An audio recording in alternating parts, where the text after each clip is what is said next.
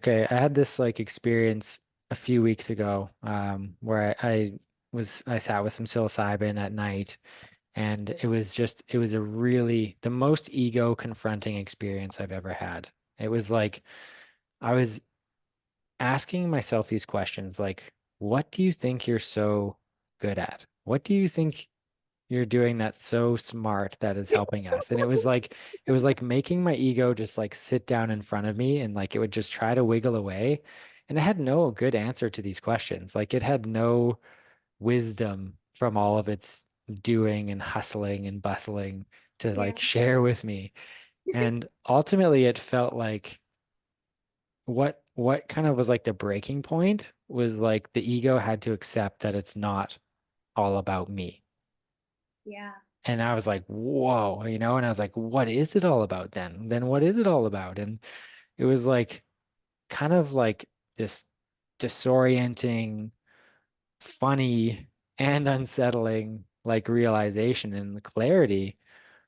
And it felt like within 20 minutes, it had accepted that reality and was then on to like, okay, well then now what? And it was like this kind of like breaking of a wild horse kind of experience that had just been like taking the cart all over the place.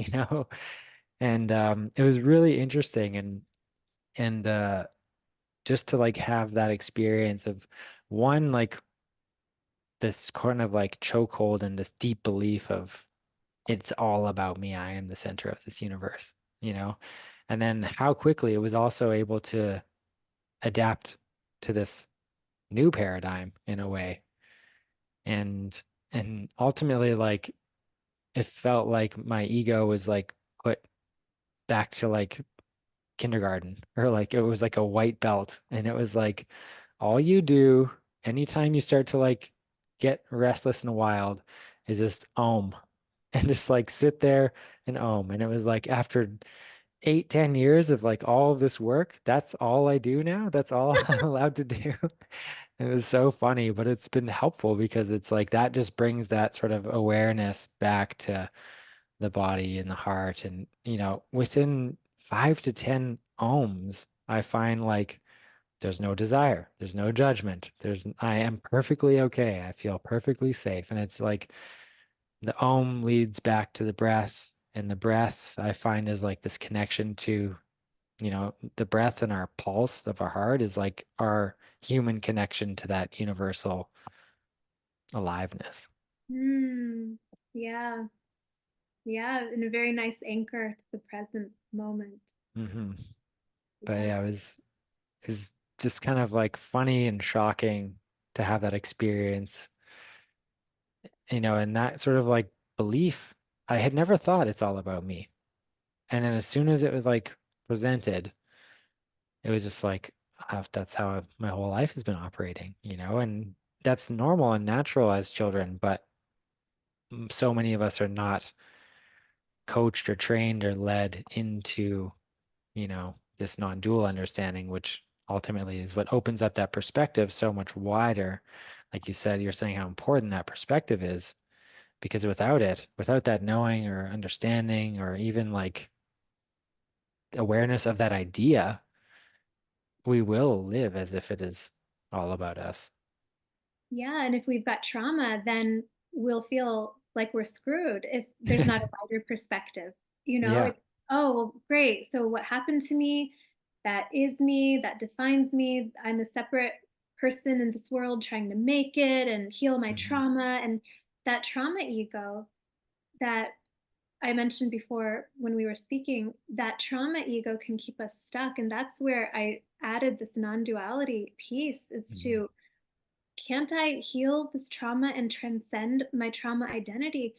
Like, no, I don't condone that this trauma happened. No, it was not okay. But don't I get to heal from it?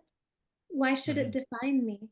And so as I open up the perspective, like, wait, my identity is so much greater than anything that could have happened to me, any trauma, even any race I am, my gender, my profession, my identity is so much greater, and so is everyone else's.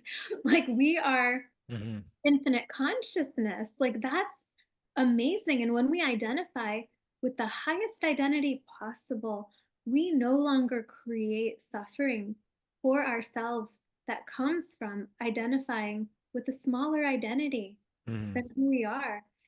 So it helps to reduce further suffering, the self realization, knowing who I really am, and first intellectually knowing it, and then possibly having a transcendent experience of self realization. And I have a video with a lotion about self realization on the channel if people want to dive Hmm. deep, deep, deep into that. But having that helps me actually come out of suffering rather than thinking my way out of suffering is just through feeling my emotions from trauma. I did that for 10 years. Right. And I was just as, you know, I was suffering just as much as ever because I kept trying to fix myself and trying to heal myself and get rid of these feelings. And what happens is, yeah, certain parts did release. The Hmm. somatic work, it really works. You can release stuff, but if your intention is to get rid of emotions and to fix yourself rather than understanding your intrinsic wholeness and worth, Hmm. what happens is you just start building on additional parts of your ego and personality. So your ego is just changing Yeah. Hmm. rather than transcending the suffering that ego itself causes. Yeah. And it's whatever's right for where people are at or what resonates for them. We need both, in my view, but Hmm. people might find that through different modalities. Like they might do something else spiritually to widen the perspective, and they might do something else somatically, like Hmm. some kind of breath work, But I think something in each path can be very helpful. Yeah. No, that makes a lot of sense. And I haven't listened to that video, but I'm definitely going to go listen to it now as well. Because, yeah, I think I can see myself falling into that similar kind of place where you said you had been as well, where there's too much attachment to healing the suffering, which keeps us attached to the suffering or the trauma itself and doesn't help, like, yeah, transcend to being what we or who we are or what we are. I'm curious what you think of this because, we were talking very much about like how much of a sneaky shapeshifter the ego has been, and I've had these experiences where with breath work or meditation, there's like that embodied sense of like surrender to that space is like almost like take coming over me, and then the ego will just pop on and be like, I'm doing it. We're doing it, and it's like then it just falls off and it's like kind of ruined because the ego is trying to co-opt that Yeah. experience too. And there's been times where I'm like, what if I just like, can I be okay if I don't release any more trauma? Can I be okay if I don't heal anything else? And this is just how I feel and am, because like objectively, I'm okay. There is some uncomfortable feelings and sensations, but that sort of like line of questioning to me has also helped to like shift my orientation to it. And I guess it sort of ties back to like you said, radical acceptance. And it's like if I can be okay and accept completely how I am right now, Yeah. then then I'm also like, listen, then the ego's like, yeah, that's the way to do it. Yeah. But then the ego's out of a job. Yeah. Right? And so if you're just like, yeah, everything's cool, so there's nothing to do.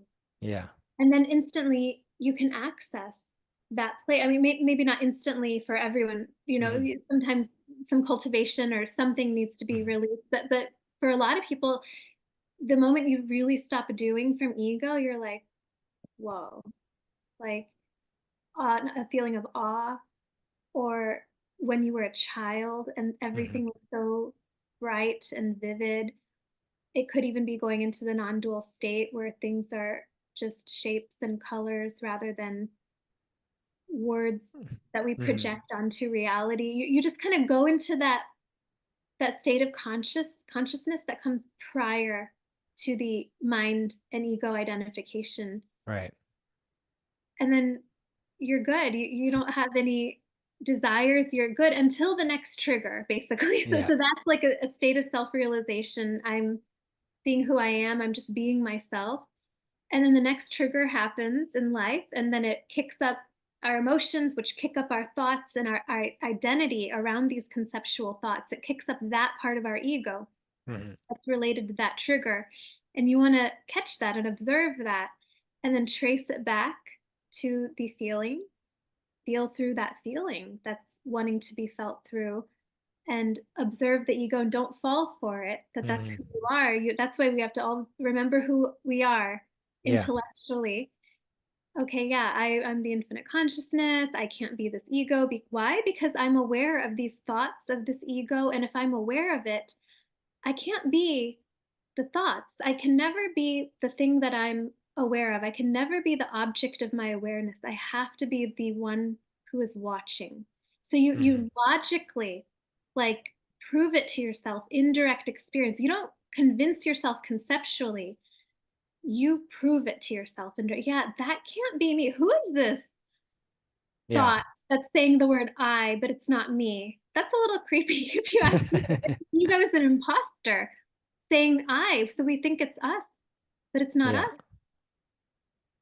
Yeah. It reminds me of teacher I mentioned earlier. Like, I think he had me do some exercise where I like look in the mirror and I'm like, you ask, well, who is looking? Who is looking? And it's like, all right, okay, well, it's not, I am not my eyeballs. I'm not like, there's something in here. Like you said, like when we were children, like our bodies are totally different, but we were there. And so I'm curious in, this idea or question of like, who am I? And this like highest level of identification is this infinite oneness. But then how do you sort of reconcile that with the humanity? Is there like,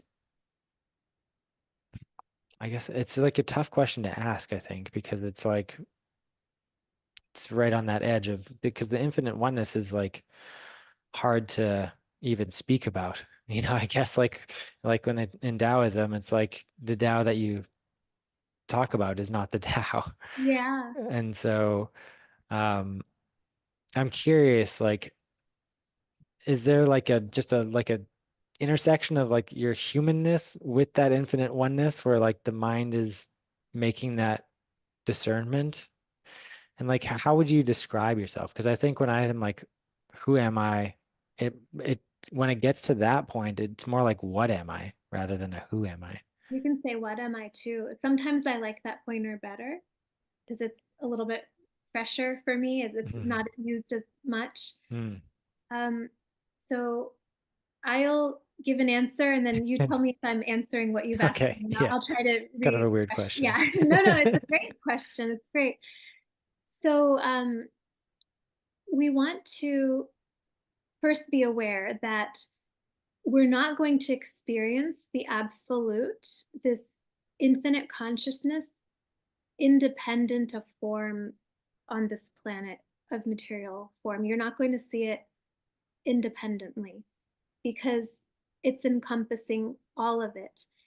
And you can think of, I'm going to go on a tangent and then I'll bring it back around. You can think of all of these objects, like if I'm everything, then what does all of existence have in common? And it's this substratum, this formless that you can't see, that's behind this form, this space, if you will, this nothingness that we are referring to not as the ultimate absolute, because that's it's everything, right? But if we're going to divide a little bit from form and formless, okay, this is where this is the substratum underneath all of existence. So when entire cities are built and entire civilizations fall, what does everything have in common all the time? And it's this nothingness behind the form. It's like a sandbox that suddenly you see a sandcastle being made and then it falls away and then it makes another object and it falls. It's all sand though. So Mhm. like this is all consciousness. So you can think of it as this identity, like I am all of this. and so is everyone else, and I can't be separate. And that's why it's hard to say anything after the words I am. So Hmm. you would refer to yourself as I am or I am that. Some people use I am to refer to the intermediate level, but again, that's a different pointer than the people who are referring to I am as the top level. Right. Yeah. They're both right in their paradigm. Yeah. But you can say I am that, and that's referring to the top one because it's ineffable. You can't speak Yeah. about it with what you Yeah. just said, right? So it's that I'm pointing to it. I can't. There's no other way. So now, can you remind me what your question was, and I'll refine. You were asking how would you refer to yourself? I guess, yeah, it's like that question when we're sort of like remembering what I am or who I am, because I'm not my body, I'm not sadness, I'm not anxiety, stress, skin, hair, these things. Um, like how, because I almost feel like, at least for me where I'm at, it's like, okay, I can know that I am infinite oneness and I'm feeling what I'm feeling as a human. And so it's Yeah, like, where's the part that I can like, where's the connection or like the middle ground that like ties these two together that allows the humanness to be and feel, I guess, more feel at peace. yeah, yeah. Ramana Maharshi talked about the right side of the chest. Are you familiar with this No, being an intermediate between that absolute I and the individual ego I? And this is like the individual soul I, right. Yeah. Okay. And so that might be what you're asking, but Yeah. um, so even if you know you are that and you're completely enlightened, so self-realization is just the I know who I am intellectually and transcendently, self-realization, but maybe I haven't emptied all of my traumas from my body. This is my teacher's Yeah. definition. Okay, so when I clear all that stuff out somatically, the somatic ego, then he would call that enlightenment. And that's through somatic or liberation work. So there's a self realization aspect and a liberation aspect. So are you asking, like, is the physicality, the emotional trauma, or the ego, is that what you're referring to as the humanness in your Well, question? yeah, just like the messiness of human experience, Yeah, trauma, all this stuff. But I think honestly, the right side of the chest, or I would call it like our spiritual heart in a way, spiritual heart. that probably is the answer. And I think I probably knew that but not in the same way as I have now since you've kind of like talked me through this too. But it's like that is like, I mean, I guess now I'm thinking of like all these things where it's like heaven, man, earth. It's like that is always the connection between the oneness and the humanness is always often in that place. And the oneness encompasses the humanness. And Yeah. even when you're enlightened, there can still be messiness. You just won't be attached to it. You're right, of You course. won't Yeah. make it about your identity. Um, there are some teachers, especially historically, where all these scandals happened, right? But Hmm. they were probably just self-realized. Well, I don't want to speculate. I wasn't there, but I think about these things. Like these things keep me up at Sure. night. Yeah. Yeah. Like so where were and I wonder if they were self-realized, but some of their somatic stuff hadn't come up yet, and then it came up with a trigger and it could have hurt people, but then they Hmm. were unattached to that. So it's Yeah. very interesting, this work. And then there's different places where you can awaken. There's awakening of the mind, there's awakening of the heart. Right. Yeah. And 99% of people will become enlightened through self realization first, and about 1% through the somatic or liberation piece first. Right. And my teacher and his other student, they thought I was going to be the 1% because I'd done 10 years of this liberation work. No, I had to go back and do Yeah. that self realization piece. I was too identified with Yeah. emotions and body and trauma. And so, yeah, these are great questions. I don't know all of the answers, but I love Yeah. talking about it Yeah. and trying to think things out and compare it to direct experience and Mhm. investigate. Yeah, and I think, I mean, that's all I'm looking for. Yeah, yeah. Because I think that's all we can kind of do. I mean, because Yeah, even the ones that have sort of transcended to talk about it, they have to use human words, and that's limiting. So, and then it's going to be, interpreted by everyone in a different way too. So absolutely. it's like, it's just like a fun exercise in a way because yeah, it's not the actual thing, but it is really fun to talk about. So I really appreciate you just sharing from your perspective and your experience and Yeah, from your teacher as well. It sounds super interesting. yeah, yeah. Happy to share, and I'll ask him some of these things tomorrow when I meet with him. Cool. Well, I think that's probably a good spot to leave it for today, Okay, but I'll definitely follow up with you and share some of the links that you mentioned as sure, well, some of the videos, and I might bug you for a part two at some point because I feel like sure. there's so much fun stuff to dive into still. Yeah, I'd be happy to. All right. Great. Well, thank you so much for your Yeah, time and really appreciate it. my pleasure. Thank you so much for having me.